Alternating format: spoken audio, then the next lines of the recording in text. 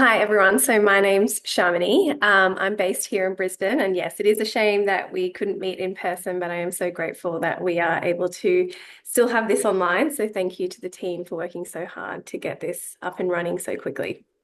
Um, so I'm the founder and designer behind my namesake label, Chamani. And before I get into the brand itself, I wanted to share a little bit about my story, as I think it pieces together the founding story of the brand and, more importantly, its purpose quite nicely. So I really like this quote by Steve Jobs. It really encompasses my story quite beautifully, but also the story of the brand with all its twists and turns. And, my life prior to starting the label and then afterwards, there were so many different pieces that didn't really make sense until the end. So somehow what seemed like random dots connected in the end, and it was all meant to be. And sometimes we just have to trust the journey. And that I think rings true to many of us probably here in the audience as well. So here in this slide, interestingly, I don't actually come from a fashion background or business background at all. I studied pharmacy in uni. But growing up, I was very creative. I loved art, fashion, design. And from a young age, I would draw a lot of my designs and get it made through my grandmother, who's there in the corner. She was such a fashionista, a big inspiration to me even now. She was always dressed in the most timeless outfits, had quality made pieces that stand the test of time, some of which I have today. And so she would make my designs for me. I was so very spoilt from a young age to have my own custom designs from such a small age. But I come from a migrant family, and so my parents migrated here from a war-torn Sri Lanka with only a small suitcase, and they started from scratch. So at times it was hard for them to make ends meet, and they didn't have a lot of stability here in Australia for a long time, or even back home due to the war. So as a young child, they did encourage my creativity. But as life got more serious and I got older, they wanted a more stable career for me. And as we know, creative industries can be a little bit hard. And especially at that time, there was quite a lack of representation of people of color and things like that. So, I could totally understand their hesitation towards that. I really loved helping people. So healthcare seemed like the obvious choice for me. So I studied pharmacy. I ended up working in pharmacy for quite some years. I got a good job, what I thought was my dream job, in one of the most prestigious hospitals here in Brisbane.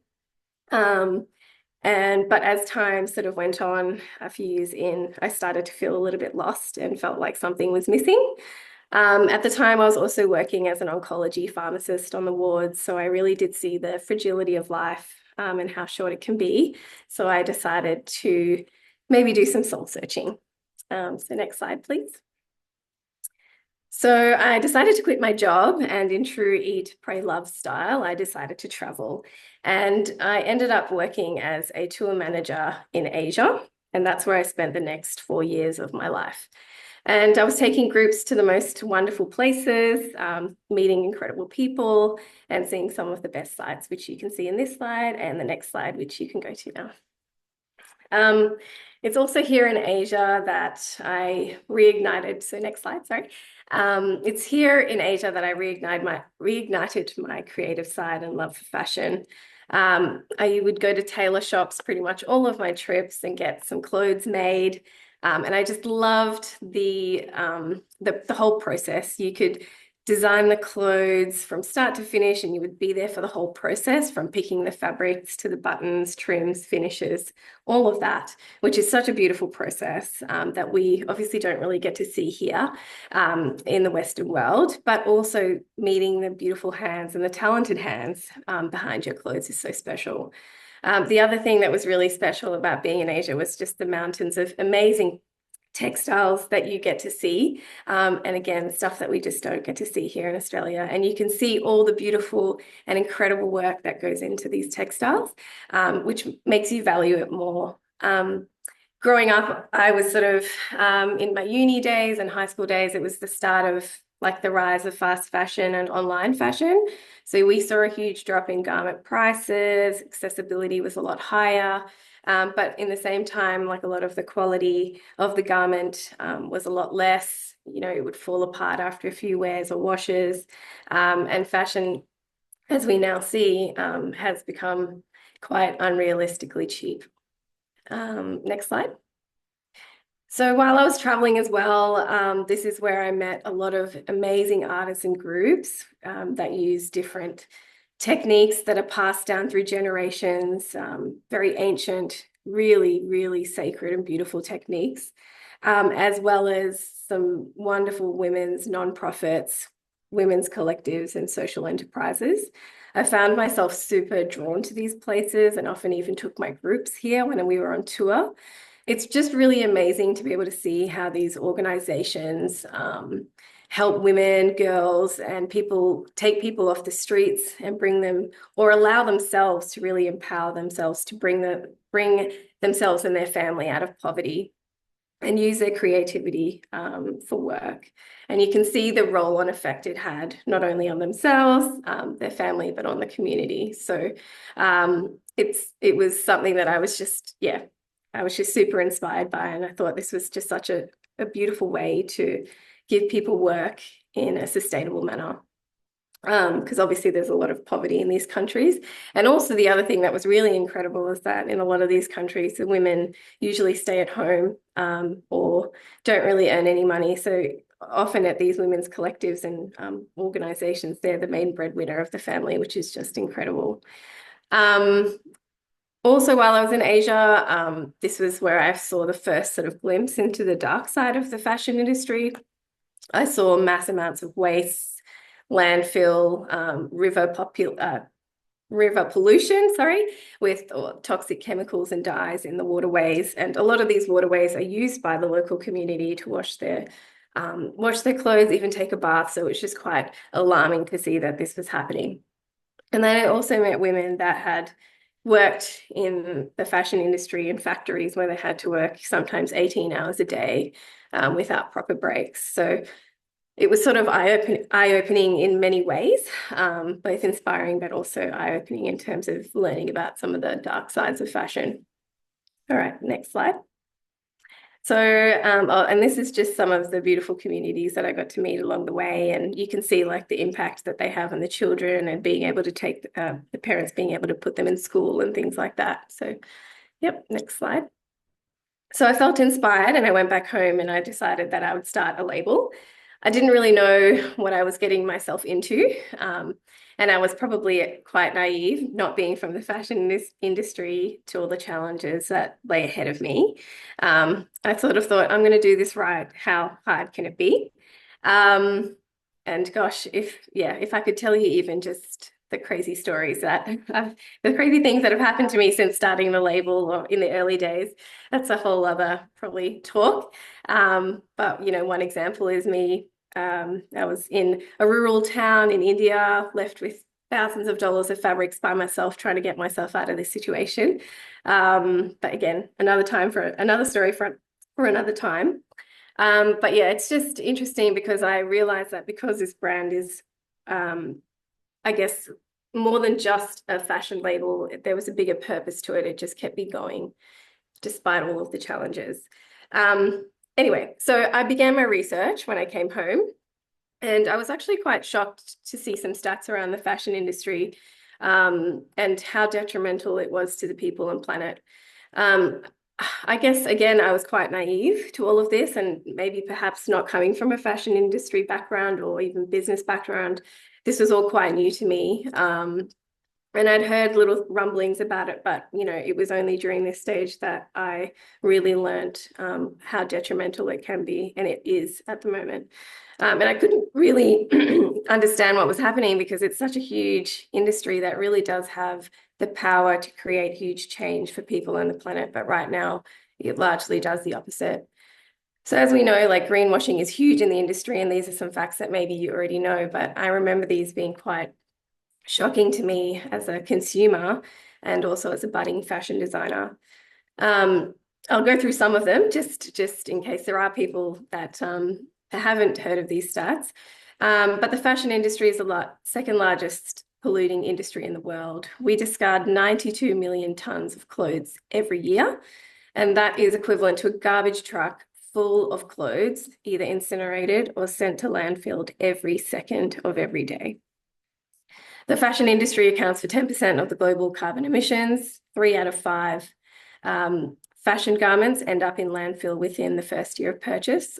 Sorry, next slide. Here in Australia, just to bring it home, every 10 minutes, Australians dump 15 tonnes of clothing and fabric waste into landfill, which is equivalent to a very, very full large suitcase, or 31 kilograms per person every year. They say that we have 10 times more clothes than our grandparents did, but I would probably think maybe even more.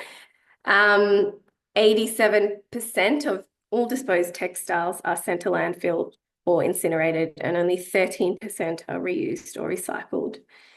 In this photo, you can see like a satellite image of a desert in Chile with just, you can see that it's just big piles of landfill from clothing and textile waste.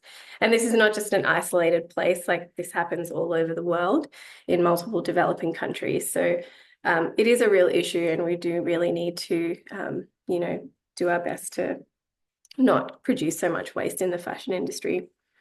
And just, a fact that I didn't know actually before I, obviously when I was buying clothes from online and things like that in uni, I didn't realize that a polyester garment takes over 200 years to disintegrate. And while it's disintegrating, releases toxic greenhouse gases in the meantime.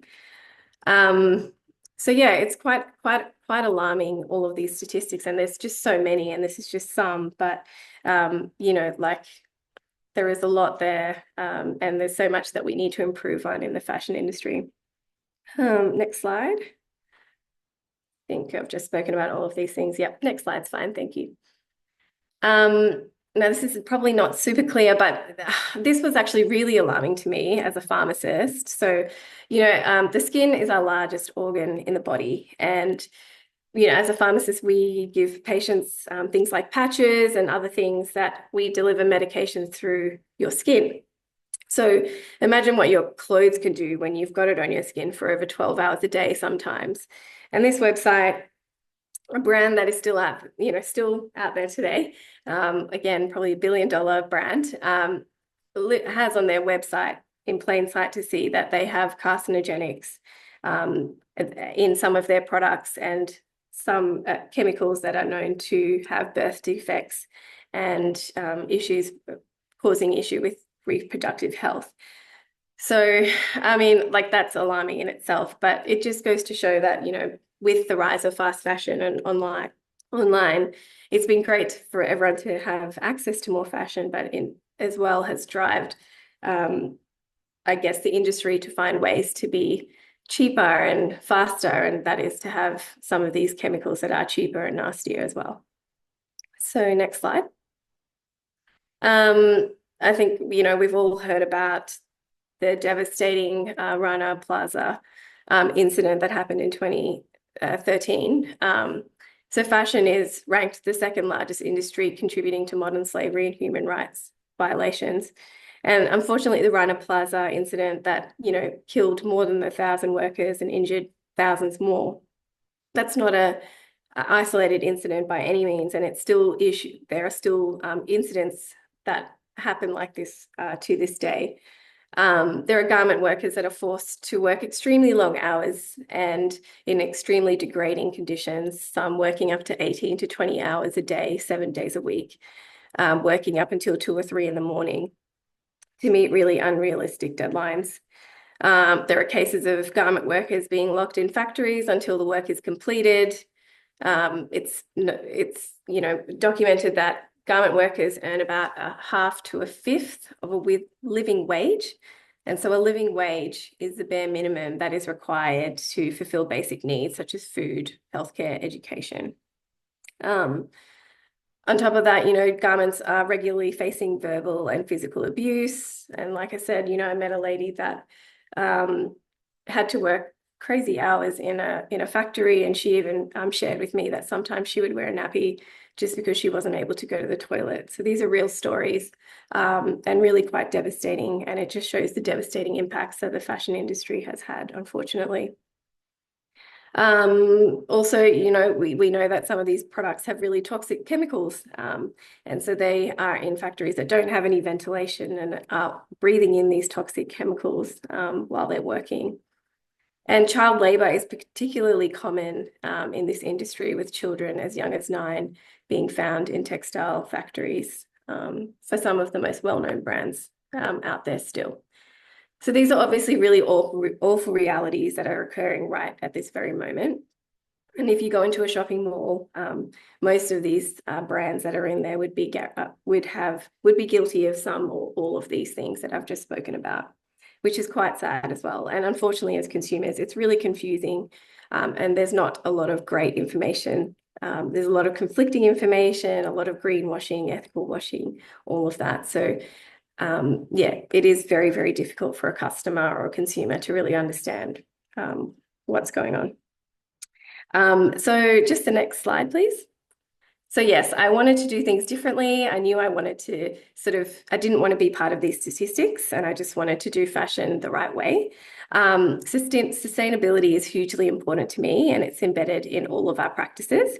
So every decision I make for the brand is with the impact of people and planet in mind, and it's always considered first. The fact is, we don't really need another brand out there. There's enough fashion brands out there. So we just wanted to make sure that we could do it in a different way. So Chamani is a conscious luxury brand. We aim to use fashion as a force for good and a vehicle for positive change within the industry and for people's lives. The aim is to give back throughout our supply chain and beyond. And we're a brand that fights for freedom, equality, opportunity for women and girls around the world through fashion. And I like to call it wearable activism through wearable art. And the aim would be for one day people to recognize our brands and know that we're fighting for more than we're fighting for a bigger purpose. So next slide. So how do we do this? I work really closely with all of our suppliers and manufacturers. We partner with local Australian makers to make all the products here in Australia. One of our collections was made through the Social Studio, which provides in Melbourne, which provides work experience and training to our refugee community and migrant community, which is also a cause that's very close to my heart because my parents were migrants here to Australia. So it's nice to give back to a community just like them. We are also made in Australia and accredited with Ethical Clothing Australia.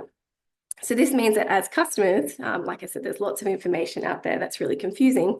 Customers can be rest assured that our manufacturing supply chain here in Australia and everyone in it is paid a fair and living wage and have good working conditions. And I think the sentiments have been shared by others as well today, but I do believe that profit, people and planet can go hand in hand, and you don't need to sacrifice one in order to succeed. Next slide. So this is just some of the people that I work with here in Australia and some of the ladies from the Social Studio. Next slide. So I source everything myself, especially the textiles. So this I do overseas.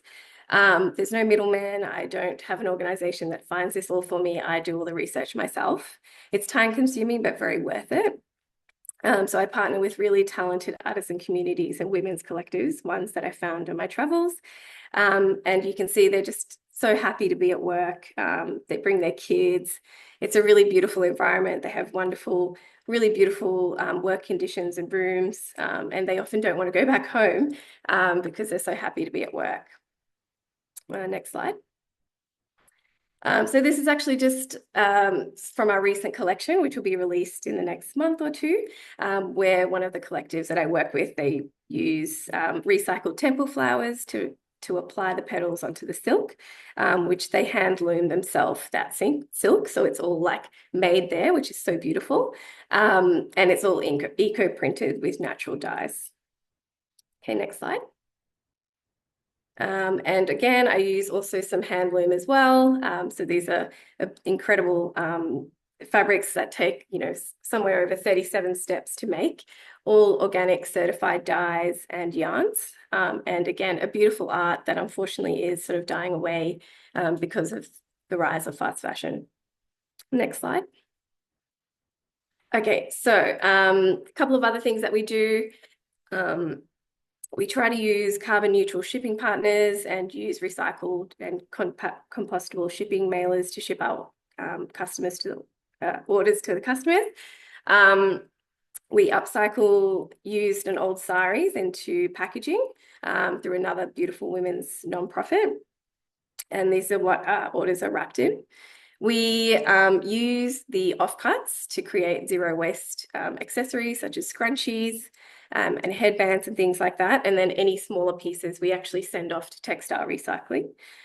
So we really don't want to waste these beautiful textiles now that we know how long it's taken for them to be made and all the effort that goes into it. Each piece is signed by the maker, and that's on each of the garments. And then each piece is actually named after one of the women at the nonprofits that I work at and I work with, and some of their stories are on the website, and you can learn the impact that it's had on their life working at these places. We also have charity partners that we give back to through each sale as well. Share the Dignity, which is a local charity that provides period care products for women here in Australia. One Tree Planted, which plants trees all over the world, and Project Futures, which they rescue people from modern slavery conditions. So we try to sort of do the best we can with our small business. Next slide. Each product, or on the website, you can see on each product there's a transparency passport. So it actually shows you where everything is sourced and a price breakdown of each of our products. Sustainability is a journey. So what we think is sustainable now may not be in 10 years. And I would never claim to be 100% sustainable, but I think we're just doing the best we can with the resources that we have. Next slide. Just in a small time, we've achieved a lot. We've done a lot of beautiful podcasts. We've been featured in magazines, won a few different awards. Next slide. And we've been able to donate some great funds to our partner charities as well. Next slide. Here are some photos from like a runway show. And the next slide is the finished product of the eco print, which is going to be released in the next couple of months. But that's the beautiful outcome from the eco print that you saw earlier in the piece. Next slide. And that's just, a funny sort of picture of me as a pharmacist, but also as a fashion designer and the different roles that I played, especially earlier on in the piece of the business. We all start somewhere. And so, success has a lot of different faces, but this is what it looked like for me when I was starting the business. Next slide. So just before I finish up, I guess what's in the future for us, we would love to be recognised as internationally for a label that represents more than just fashion, but a symbol of wearable activism and women empowerment. Like I said, I'd love people to, when they see a Chamani piece, know that we're fighting for a bigger purpose. And I would love to have a extensive network of nonprofits and artisan groups that I work with around the world as suppliers rather than factories. And that's our biggest aim, to use a purpose-driven supply chain. And yeah, just to be a leader in the space of conscious luxury. And just in terms of a full circle moment, obviously you can see now that being a pharmacist has helped that helped me fund my business in the early stages. And then my tour guiding actually helped me to find some of these wonderful places that I work with now, and through from my childhood days when I loved design. So it's all sort of adds up, and it's all connected along the way to find my label. And then another full circle moment would be that I know how hard it was as a fashion designer starting out to find and source things. So potentially I would do in the future some textile tours where I can take people to some of these beautiful communities and show them these artisan groups as well. So that's sort of where we're aiming for. But if you'd like to stay connected, here are all my details, and I'm happy to take any questions as well. Thank you, Chamani. That was a very inspiring discussion. And we are going to take questions now. We do have a few of them come in on the chat. Just go up to the first one. So the question is for all panelists who we've just heard from. So the first question is, if local sourcing options for sustainable materials and textiles are limited in the Australian market, what strategies can brands adopt to secure ethical and sustainable materials while still supporting the principles of circular fashion? And Sophia, we might get you to start by answering that one, please. I don't have much experience in the local industry here. I had quite roughly the same experience of Chamani in going to different countries to source my suppliers. I think it's just about doing research, doing a lot of research, going to visit, going to have conversations with people, really getting a personal connection to see what's actually happening in who you want to work with. That's where I found the greatest benefit is really going to people's, well, in my cases, I'm spending time in people's houses, I'm connecting with them. So you can really get a greater understanding. You're not just working through middlemen. So, I would say do some research, see what's happening locally. If you need to get on a plane, get on a plane. It depends what your product is. It depends what you want to make. Personal connections and going out and getting a feel for it yourself, because I think a lot of information, there's a lot of greenwashing that happens now. So, I think to cut through that, you've really got to do the groundwork yourself, if that's possible. And Chamani, would you like to answer that question? Sorry, Olympia, can you just repeat the question? Was it more about the full industry? So if local sourcing options for sustainable materials, textiles are limited in the Australian market, what strategies can brands adopt to secure ethical and sustainable materials while supporting the principles of circular fashion? Yeah, look, I think this is a tough one, and it's actually one that I'm trying to solve myself, and that was through the textile tours, because I found this really hard myself when I was trying to source things. Obviously, I was very lucky that I had traveled and met some of these wonderful communities. But yes, they actually are more accessible now through social media, and just by searching on places like Instagram and TikTok and Google, I was able to find some of these places that I work with as well. There are actually, oh gosh, I'm trying to think of names, but there are definitely some organizations that focus on helping you to source, ethical and sustainable textiles and products. And there are certainly people, gosh, if someone wants to email me, whoever that question was, you can email me and I can try and come up with a list. But I definitely know that there are people that are focusing on this specifically to help brands. And Dr. Zoe, did you want to chime in on that one as well? Yeah, absolutely. I just want to say that there's a lot of, it's a very big question. It's a very good question. There's just a couple of principles there that might be really good to break down. So if we're looking at circularity or circular economy, so we're looking at, thinking about the end of life of that garment. So you've got to make sure that the fibers that you choose are fit for purpose so that the garment can last for as long as possible. The preference in the circular design space is to use monofibers, so singular fibers, because it's easier to then recycle or reuse, repurpose that garment at the end of its life. Then the other part of that question is around sustainability, so looking at social and environmental impacts, and also the local, supporting local producers. So in Australia, we grow cotton and we also grow wool here, but because we can't process the raw fiber into a yarn, we need to ship that offshore in order for it to be processed into a product. So we've got like a broken value chain here. And so it's also really hard to then import back in that cotton and wool, because you need to have the volume to support an end product. So that's one of the key barriers here in Australia, and it's something that people are looking at, is bringing back that component of shipping onshore. So I've done a lot of work in cotton. Tiziana's done a lot of work in wool. So we can, happy if you've got any questions about that, we can have a chat with you. And I think the other part of that question was around the volume. So if you're a smaller producer, how do you get access to the right materials? And there is this really great, I'll put it into the chat.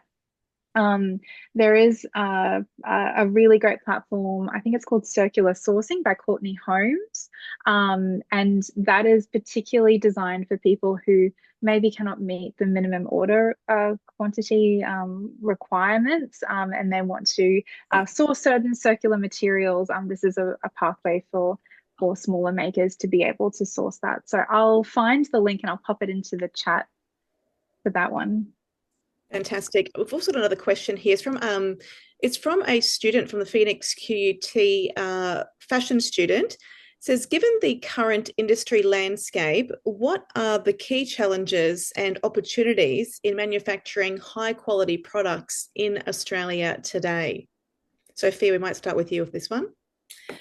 Oh, for us, it would definitely be price. Doing the sort of manufacturing with alpaca, well, the alpaca industry, and I see there's another question there we can get to later, is very different in Peru and Australia. But for us producing, I don't even know if it would be possible to do what we do in Australia. The price of our products maybe be 3 or 4 times as much. And people just don't really want to, a lot of people wouldn't pay that. And Chamani, would you like to answer now? Yes, so I would agree that the challenge is definitely the price, but I do also feel like I think a lot of people love the idea of Australian made and love the idea of sustainability and ethics, but there's still maybe a little bit of a disconnect when it comes to what it should cost.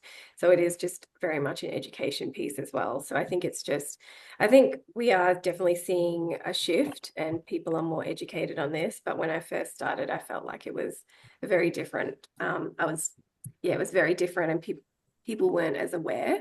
But yeah, certainly price is very difficult. But also what I've noticed is with finding manufacturers and pattern makers and things like that, the good ones, or the ones that are, good ones that are reliable are fully booked. So there's a skill shortage here. So it is quite tricky for a small brand to really find someone that's the right fit, but also that can meet their, smaller quantities and the price. Yeah. And we've just sent through that link to everyone on the chat if you wanted to check that out, the Circular Sourcing by Courtney Holmes. And on that, Dr. Zoe, I'll get you to answer that question. Thank you. Sorry, I missed the question because I was looking for the link. What was the question again? Just fine, it won't be a moment. It says, given the current industry landscape, what are the key challenges and opportunities in manufacturing high quality products in Australia today? I think that it's got to do with finding or building the right relationships with suppliers and looking for building long-term relationships. I might hand over to Tiziana because she's done a lot of work with mapping in Queensland, and I think we'll be able to answer more of from a Queensland specific basis, which might be really helpful for participants. Thank you, Zoe. Yes, and also answering partly the question before about how to build ethical and sustainable fashion labels that cannot rely on local manufacturing. Value shoring is something that could help in building from a small label to a bigger label. It's finding those partners that are overseas and they share the same values. So even if there's still supply chains that are global, but finding partners that work with the same ethical and sustainable value is definitely something that helps to not to be a greenwashing brand. As far as Queensland is concerned, it's really interesting because we do produce cotton, we do produce wool, and obviously we don't have manufacturing. Rebuilding that industry would be extremely expensive. First of all, we have the majority of small businesses, and therefore the quantities are smaller. But with networking and establishing those networks between the manufacturers, textiles importer, or having textiles coming from overseas, from ethical manufacturers, that would be really important, because sustainability, circularity cannot be built by one brand. It needs to be built by a network of people who come together. So designers and manufacturers, machinists, and everybody. So really, it's a matter of collaboration. Well, thank you so much for answering those questions. We are a little bit hard pressed for time, but of course you do have the contact details if anyone would like to email or send through a question. But thank you so much to our panel. Thank you all so much for sharing your amazing insights and for answering all those questions. Thank you so much once again. Thank you.